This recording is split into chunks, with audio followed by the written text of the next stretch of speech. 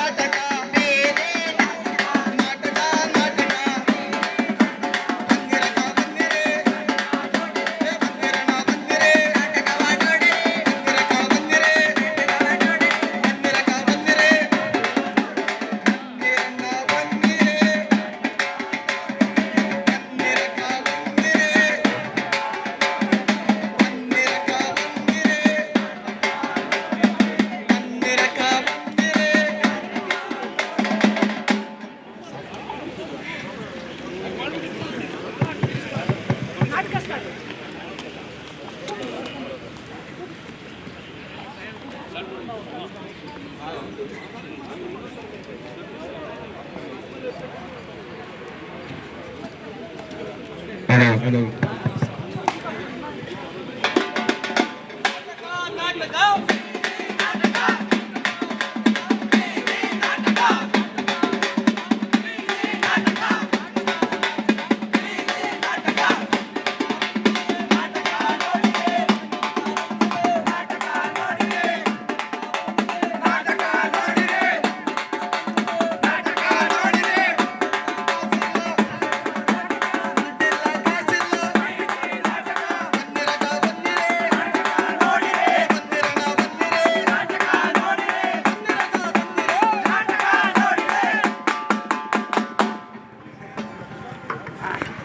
ಈ ವೇದಿಕೆ ಮುಂದೆ ನೆರೆದಿರ್ತಕ್ಕಂಥ ಅಪ್ಪನವರ್ಕ, ಅಮ್ಮನವರ್ಕ, ಅಕ್ಕನವರ್ಕ, ತಮ್ಮನವರ್ಕ, ತಂಗಿಗಳಕ, ಮಾಮನ್ಕ, ಮಚ್ಚಕ, ಜೆಂಟ್ಸ್ಕ, ಲೇಡೀಸ್ಕ, ದೊಡ್ಡವರ್ಕ, ಚಿಕ್ಕವರ್ಕ, ನಿಂತಿರೋರ್ಕ, ಕುಂತಿರೋರ್ಕ, ನಾಟಕ ನೋಡೋರ್ಕ, ನೋಡದೆ ಇರೋರ್ಕ, ಗಲಾಟೆ ಮಾಡೋರ್ಕ, ಹಂಗ ಗಲಾಟೆ ಮಾಡದೆ ಇರೋರ್ಕ ಎಲ್ಲರಿಗೂ ಸೇರಿ ನಮಸ್ಕಾರಗಳು ಸ್ವಾಮಿ, ನಮಸ್ಕಾರಗಳು.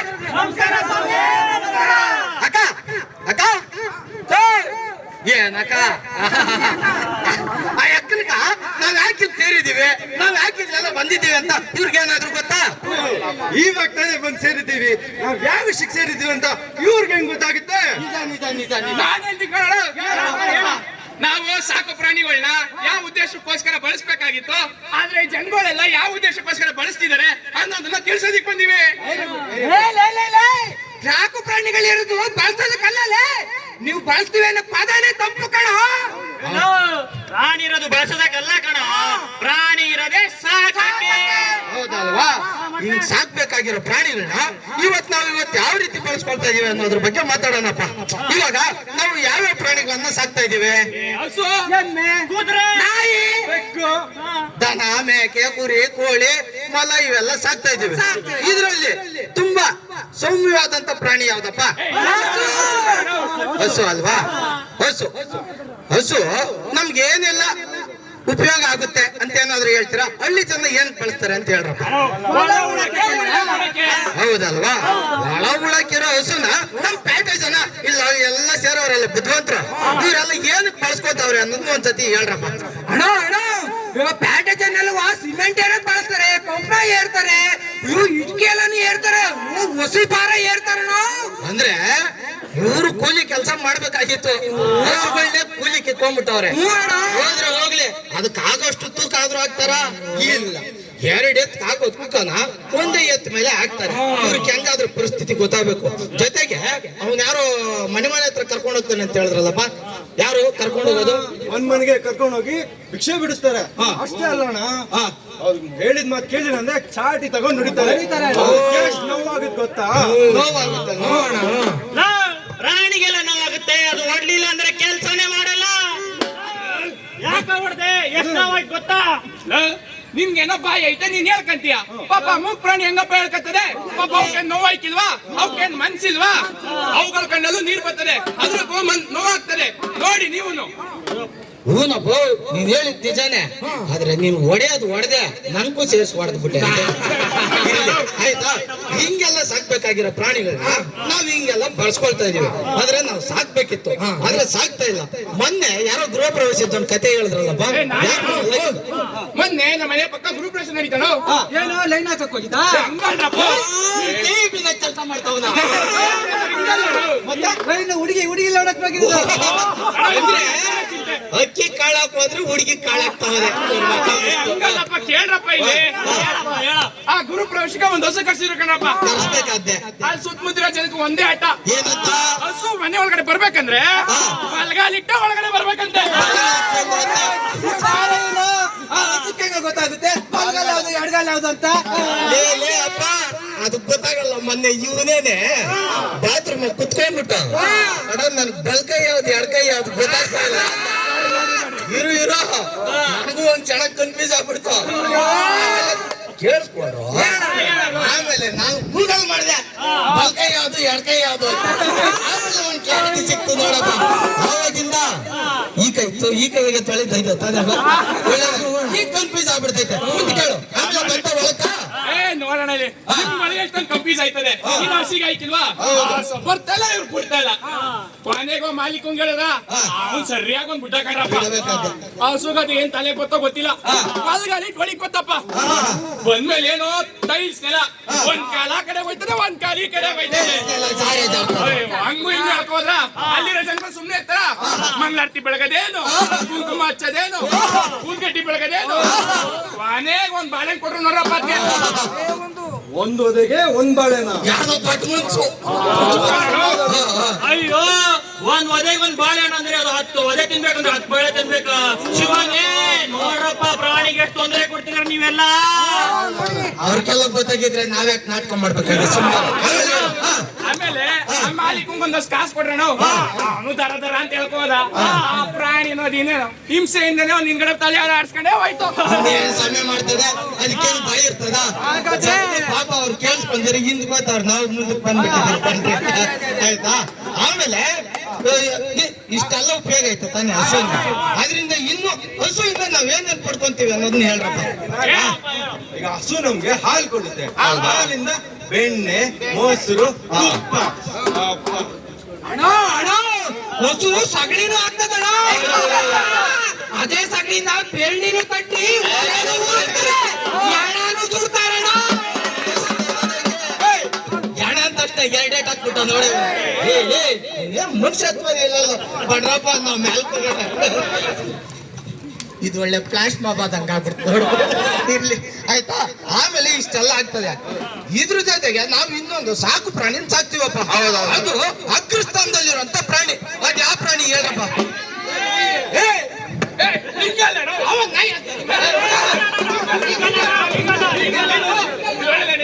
ಅಗ್ರಸ್ಥಾನದ ಒಂದು ಪ್ರಾಣಿ ಇದೆ ಅಂದಲ್ವಾ, ಅದಕ್ಕೆ ನಾಯಿ ಅಂತ ಹೇಳಿದ್ದು. ನೀನ್ ದೊಡ್ಡ ಮನುಷ್ಯನ, ನಿನ್ಗೆ ಯಾರು ಎಲ್ಲಿ ನನ್ನ ನಾಯಿ ಅನ್ಬಿಟ್ಟು ಹೌದಲ್ವಾ? ಈ ನಾಯಿಗಿರೋ ಸಮಸ್ಯೆ ಬಗ್ಗೆ ಏನಾದ್ರು ಹೇಳ್ರಪ್ಪ. ಏನು ಕೇಳ್ತೀಯ? ಕೋಲಲ್ಲಿ ಹೊಡಿತಾರೆ, ಕಲ್ಲಲ್ಲಿ ಹೊಡಿತಾರೆ, ನೆರಳಲ್ಲಿ ಮಲ್ಗಂಗಿಲ್ಲ, ಬಿಸಿಲಲ್ಲಿ ಮಲ್ಗಂಗಿಲ್ಲ. ಈ ದೀಪಾವಳಿ ಹಬ್ಬ ಬಂದ್ಬಿಟ್ರೆ ಅಂತೂ ಬಾಲಕ್ಕೆ ಬಂದ್ ಪಟಾಕಿ ಹಚ್ತಾರ. ಇವ್ರ ಬಾಲಕ್ಕೆ ಹಚ್ಚಿದ್ರೆ ಗೊತ್ತಾಗಿರೋದು ಅವ್ರ ಬಾಲನೇ. ಈ ಬೀದಿ ನಾಯಿಗಳು ಅಷ್ಟೇ ಅಲ್ಲ, ಸಾಕ್ ನಾಯಿಗಳಿಗೂ ಅಷ್ಟೇ ಸಮಸ್ಯೆ ಐತೆ. ಇವ್ರುಗಳೆಲ್ಲವ ಪ್ರೀತಿಯಿಂದ ಸಾಕ್ತಿವಿ ಅಂತ ನಾಯಿ ಮನೆ ಕರ್ಕೊಂಡ್ ಬರ್ತಾರೆ. ಮನೆ ಕರ್ಕೊಂಡ್ ಬಂದು ಕುತ್ತಿಗೆಗೆ ಚೈನ ಕಟ್ಟಾಕ್ತಾರಣ. ಪಾಪ ಅದು ಹಸುವಿನಿಂದ ಬಹು ಬಹು ಅಂತ ಬೊಗಳ್ತಾ ಇರ್ತದೆ. ಅದು ಕೂಟವ ಯಾವಾಗ್ಲೂ ಬೇಕಾವಾಗ ಆಗ್ತಾರಣ. ಪಾಪ ಅವ್ನು ಹೇಳ್ಕೊಳ ಬರ್ದಾಗ ಅವ್ನ ಗಂಟ್ಲೆ ಹೋಗ್ಬಿಡ್ತು. ಅದು ಪಾಪ ಅದು ಹಸುವಾದ ಬೊಗಳ್ತದೆ. ಈ ಜನಗಳು ಅವ್ರ ಮನ್ಸಾದಾಗ ಊಟ ಹಾಕ್ತಾರೆ. ಇವ್ರು ಸಾಕಂತ ತರೋದು, ಚೈನ್ ಹಾಕ್ಬಿಟ್ಟು ಕಟ್ಟಾಕ್ಬಿಡೋದು, ಹಿಂಗೆಲ್ಲ ಮಾಡ್ತಾರೆ. ಅದಾದ್ಮೇಲೆ ಇನ್ನೊಂದ್ ಏನೋ ಹೇಳಿದ್ರಲ್ಲಪ್ಪ ಇಂಗ್ಲಿಷ್ ಅವಾಗ ಯಾರೋ ರೇಸಿಸಮ್. ಜಾಕಿ ಜಾಕಿ ಜಾಕಿ ಅಪ್ಪ ಎಲ್ಲಿತ್ತು ಒಂದೊಂದಲ್ಲಣ ಇವ್ರದ್ದು ಅದ್ ಎಲ್ಲಿಂದ ಬರ್ತಾರೋ ಏನೋ ಲೇ ರೇಸಿಸಮ್ ಅಂದ್ರೆ ಕುದುರೆ ಮೇಲೆ ಕುತ್ಕೊಂಡು ರೇಸ್ ಹೋಗೋದಲ್ಲೂ ವರ್ಣಭೇದ ನೀತಿ ಅಂತ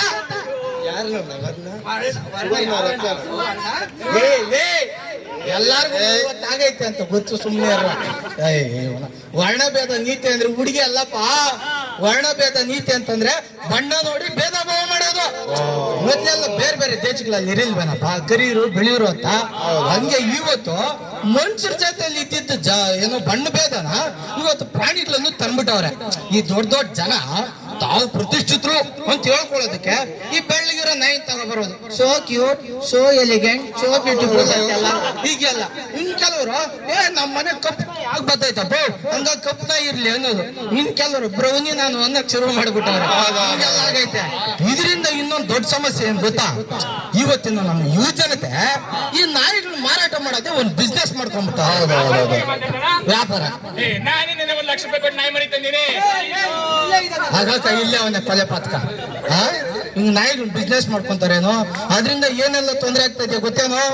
ಇವಾಗ ಅದೇ ಈ ನಾಯಿಗಳಿಗೆ ಕ್ರಾಸ್ ಬ್ರೀಡಿಂಗ್ ಮಾಡ್ತಾರಲ್ಲ, ಅದರಿಂದ ನಾಯಿಗಳ ದೇಹದ ಮೇಲೆ ಎಷ್ಟೊಂದು ದುಷ್ಪರಿಣಾಮ ಆಗ್ತದೆ ಗೊತ್ತಣ್ಣ ಇವ್ರೆಲ್ರಿಗೆ. ಅದನ್ನೇ ಹೇಳೋಣ. ವರ್ಷ ಪೂರ್ತಿ ಗರ್ಭಾವಸ್ಥೆಯಲ್ಲೇ ಇರುತ್ತೆ ನಾಯಿ ಮರಿಗಳು. ಹೌದು. ಅಣ್ಣ ಅದ್ನ ವರ್ಷ ಪೂರ್ತಿ ಗರ್ಭಾವಸ್ಥೆಯಲ್ಲಿ ಇರೋದ್ರಿಂದ ಅವು ವರ್ಷ ಪೂರ್ತಿ ಮರಿ ಆಗ್ತಾವ. ಆ ನಾಯಿಗಳಿಗೆ ಅಪೌಷ್ಟಿಕತೆ ಉಂಟಾಯ್ತದೆ, ಸಾಯೋ ಪರಿಸ್ಥಿತಿ ಬರ್ತಾವ ಕಣ. ಅಂದ್ರೆ ಇವರು ತಮ್ಮ ವ್ಯಾಪಾರವನ್ನು ದೊಡ್ಡ ಮಾಡ್ಕೊಳ್ಳೋದಕ್ಕೆ ಏನ್ ಮಾಡ್ತಾರೆ ಅಂತಂದ್ರೆ ಬೇರೆ ಬೇರೆ ಜಾತಿಯ ನಾಯಿಗಳನ್ನ, ಅಂದ್ರೆ ಯಾವ್ದಾವ್ದೇ ಜಾತಿ ಇರ್ತಾವಲ್ಲ ಆ ಜಾತಿಯ ನಾಯಿಗಳನ್ನ ಒಂದು ಜಾತಿಯ ನಾಯಿಯಿಂದ ಇನ್ನೊಂದು ಜಾತಿ ಜೊತೆಗೆ ಕ್ರಾಸ್ ಬ್ರೀಡಿಂಗ್ ಮಾಡ್ತಾರೆ. ಆಮೇಲೆ ಇವಾಗ ನೋಡಪ್ಪ, ಉದಾಹರಣೆಗೆ ನಾಯಿ ತನ್ನ ಜೀವಿತಾವಧಿನಲ್ಲಿ ಒಂದು 5 ರಿಂದ 6 ಸರಿ ಮರಿ ಹಾಕ್ಬೋದು. ಆದ್ರೆ ಇವರು ಬಿಸ್ನೆಸ್ ಹೆಸರಲ್ಲಿ ಪಾಪ ಅದ್ರ ಕೈಲಿ 10-12 ಸರಿ ಮಾಡಿಸ್ತಾರೆ. ಜೊತೆಗೆ ಪರಿಸ್ಥಿತಿನೂ ಹಿಂಗೇನೆ. ನೀವ್ ಹೇಳ್ದಂಗೆ ಹಿಂಗೇನಾದ್ರೂ ಇಡೀ ವರ್ಷ ಗರ್ಭಾವಸ್ಥೆಯಲ್ಲಿ ಇದ್ರೆ ಅದು ಆ ಪ್ರಾಣಿ ಏನಾಗ್ಬೇಡ ಹೇಳಿ, ಅದಕ್ಕೆ ಅಪೌಷ್ಟಿಕತೆ ಉಂಟಾಗಿ ಮುಂದೆ ಅದು ಸಾಯಲೂಬಹುದು. ಇಂಥ ಪರಿಸ್ಥಿತಿನಲ್ಲಿ ಇದೀವಿ. ಜೊತೆಗೆ ಆಮೇಲೆ ಇದ್ಯಾವ್ದು ಹೇಳ್ದಲ್ಲಪ್ಪ, ಕೆಲವರು ನಾಯಿನ ತಗೊಂಡು ಹೋಗ್ಬಿಡ್ತಾರೆ. ಹಿಂಗ್ ತಗೊಂಡೋಗೋದ್ರಿಂದ ಇಷ್ಟೆಲ್ಲ ಬೆಳವಣಿಗೆ ಆಗ್ತಾ ಇದೆ. ಇನ್ ಕೆಲವ್ರು ಏನ್ ಮಾಡ್ತಾರೆ, ಅವ್ರು ಅವಾಗ ತಾನು ಹುಟ್ಟೋ ಮರಿಗಳನ್ನ ಬಳಸ್ಕೋಬೇಕು ಅಂತ ಹೇಳಿ ತಮ್ಮ ಮನೆಗೆ ತಗೊಂಡು ಹೋಗ್ಬಿಡ್ತಾರೆ. ಇನ್ನು ಕೆಲವರು ನಮ್ಮ ಏರಿಯಾದಲ್ಲಿ ನಾಯಿಗಳು ಇರಬಾರ್ದು ಅಂತ ಹೇಳಿ ಹುಟ್ಟಿರೋ ಸಣ್ಣ ಪುಟ್ಟ ಮರಿಗಳನ್ನ ತಗೊಂಡೋಗಿ ಬಿಸಿಲಲ್ಲಿ ಇಟ್ಬಿಡ್ತಾರೆ. ಬೀದಿ ನಾಯಿಗಳನ್ನ. ಏನ್ ಗೊತ್ತಾ, ಬಿಸಿಲಲ್ಲಿ ಇದ್ರೆ ಆ ನಾಯಿಗಳು ಸತ್ತೋಗ್ತವೆ ಅಂತ ಹೇಳಿ ಹಿಂಗೆ ತಾಯಿಯಿಂದ ಮಗುನೇ ದೂರ ಮಾಡ್ತಾವ್ರೆ. ಅಂತ ದುಷ್ಕೃತ್ಯ ಸಮಾಜದಲ್ಲಿ ನಾವು ಬದುಕ್ತಾ ಇದೀವಿ ನೋಡ್ರಪ್ಪ. ನೋಡ್ರಾ, ಇಷ್ಟೆಲ್ಲ ಸಮಸ್ಯೆಗಳು ನಮ್ ನಡುವೆ ಇದೆ. ಜೊತೆಗೆ ಇನ್ನೊಂದ್ ಏನು ಅಂತಂದ್ರೆ, ಇನ್ನೇ ಒಂದಷ್ಟು ಪ್ರಾಣಿ ಪಕ್ಷಿಗಳ ಬಗ್ಗೆ ನಮ್ಗೆ ಗೊತ್ತು. ನಾವು ಇನ್ನೊಂದ್ ಏನ್ ಸಹಾಯ ಮಾಡ್ಬೋದು ಅಂತಂದ್ರೆ, ನಮ್ಗೆ ಗೊತ್ತಿಲ್ಲದೆ ನಮ್ಗೆ ಅನುಕೂಲವಾಗಿ ನಡ್ಕೊಳ್ತಾರಂತ ಪ್ರಾಣಿ ಪಕ್ಷಿಗಳು ಕ್ರಿಮಿಕೀಟಗಳಿಗೂ ನಾವು ಸಹಾಯ ಮಾಡ್ಬೋದು. ಹೆಂಗೆ ಅಂತಂದ್ರೆ, ಬೆಳಗ್ಗೆ ಎದ್ದು ನಿಮ್ ಹೆಂಗಸರು ರಂಗೋಲಿ ಹಾಕ್ತಾಳಲ್ಲ, ಏನಾರ ಹಾಕ್ತಾಳೆ, ಕಲ್ಲಿ ಪುಡಿ ರಂಗೋಲಿ ಹಾಕ್ತಾರ. ಚೆನ್ನಾಗಿ ಹೇಳ್ದಪ್ಪ ನೀನ್ ಮಾತಾಮಸ್ತು. ಅದ್ರ ಬದಲು ಇನ್ನೊಂದು ಒಳ್ಳೆ ಕೆಲಸ ಏನ್ ಮಾಡ್ಬೋದು ಅಂತಂದ್ರೆ, ಬೆಳಗ್ಗೆ ಎದ್ದು ಹೆಣ್ಮಕ್ಳು ರಂಗೋಲಿ ಹಾಕುವಾಗ, ಅಕ್ಕ ಹೆಣ್ಮಕ್ಳು ಹೆಣ್ಮಕ್ಳು ಏನ್ ಮಾಡ್ಬೋದು ಅಂತಂದ್ರೆ, ಬೆಳಗ್ಗೆ ರಂಗೋಲಿ ಹಾಕ್ತಾರಲ್ಲ, ಅದೇನು ಚಿಕ್ಕಿ 3 ರಿಂದ 6, 6 ರಿಂದ 9 ಅಂತ. ಹಂಗೆ ರಂಗೋಲಿ ಪುಡಿ ಕಲ್ಲಿನ ಪುಡಿ ಹಾಕಬಹುದು. ನೀವು ಅಕ್ಕಿ ಪುಡಿನಲ್ಲಿ ಏನಾದ್ರು ಹಾಕ್ತಾರೆ, ಅಕ್ಕಿ ಹಿಟ್ಟಲ್ಲಿ ಹಾಕ್ತಾರೆ, ಯಾವ್ದಾದ್ರು ಪಕ್ಷಿಗಳು ಅಥವಾ ಇರುವೆಗಳು ಬಂದು ತಿಂತವೆ. ಬೇರೆ ಐಡಿಯಾ ಇದ್ರೆ ಏನಪ್ಪ? ಅಣ್ಣ ಇವರು ಮಾಂಸ ಎಲ್ಲ ತಿಂತಾರಲ್ವಾ, ಅದ್ರ ಮೂಳೆಗಳ ಕಸಿಗೆ ಹಾಕಬಂದು ಮಾಂಸ ತಿಂತಾರ ಅಂತ ಕೇಳ್ಬೇಡ. ಭಾನುವಾರ ಒಂದ್ ದಿವಸ ಬಿಟ್ಟು ಎಲ್ಲ ದಿವಸ ತಿಂತಾರೆ. ಈ ಮೂಳೆಗಳನ್ನೆಲ್ಲ ಕಸಿಗೆ ಹಾಕಬಂದು ಮನೆ ಬಾಗಿಲಲ್ಲೆಲ್ಲ ಹಾಕೋರು ನಾಯಿಗಳು ಬಂದು ತಿನ್ನಿಲ್ವಾ?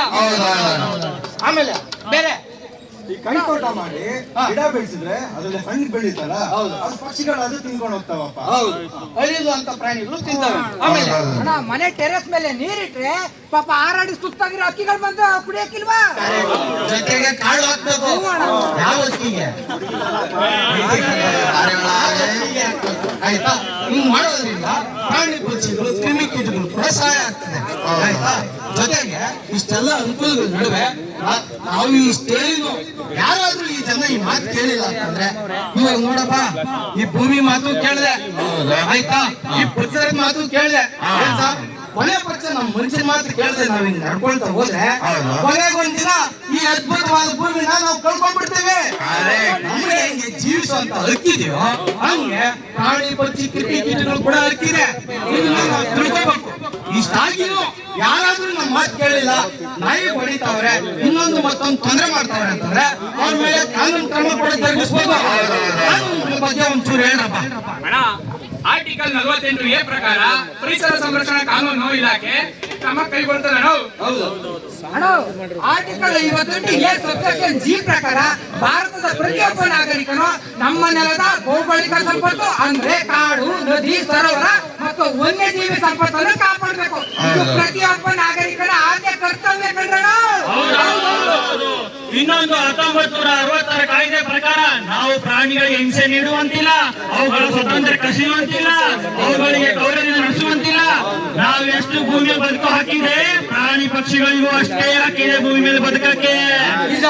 ಇಷ್ಟೇನು ಯಾರಾದ್ರೂ ಕಾನೂನು ಚೌಕಟ್ಟನ್ನ ಮೀರಿದ್ರೆ ಅವ್ರಿಗೆ 1972 ಪ್ರಕಾರ ಸರ್ 1972 ಪರಿಸರ ಸಂರಕ್ಷಣಾ ಕಾಯ್ದೆ ಪ್ರಕಾರ 3 ರಿಂದ 7 ವರ್ಷ ಜೈಲು ಶಿಕ್ಷೆ ಇದೆ, ಜೊತೆಗೆ 20,000 ದಂಡ ಕೂಡ ಇದೆ.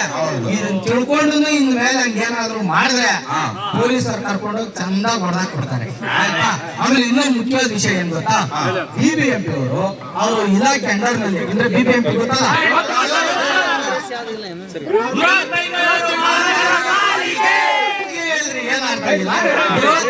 ಮಹಾನಗರ ಪಾಲಿಕೆ ಪಶು ಸಂಗೋಪನಾ ಇಲಾಖೆ ವತಿಯಿಂದ ಸಮುದಾಯದ ನಾಯಿಗಳಿಗೆ ಏನಾದ್ರು ಚುಚ್ಚುಮದ್ದು ಹಾಕ್ತಾರಲ್ಲ, ಆ ತರ ಚುಚ್ಚಿಬಿಟ್ಟು ಇನ್ನೊಂದಷ್ಟು ವ್ಯಾಕ್ಸಿನ್ಸ್ ಎಲ್ಲ ಮಾಡ್ತಾ ಇದ್ದಾರೆ. ವ್ಯಾಕ್ಸಿನೇಷನ್ ಮಾಡ್ತಾ ಇದ್ದಾರೆ. ಎಲ್ಲೆಲ್ಲಿ ಅವಕಾಶ ಇದೆಯೋ ಅಲ್ಲೆಲ್ಲ ಆಹಾರ ಕೊಡುವಂತ ವ್ಯವಸ್ಥೆ ಕೂಡ ಮಾಡ್ತಾ ಇದ್ದಾರೆ. ಗೊತ್ತಾಯ್ತಲ್ಲ?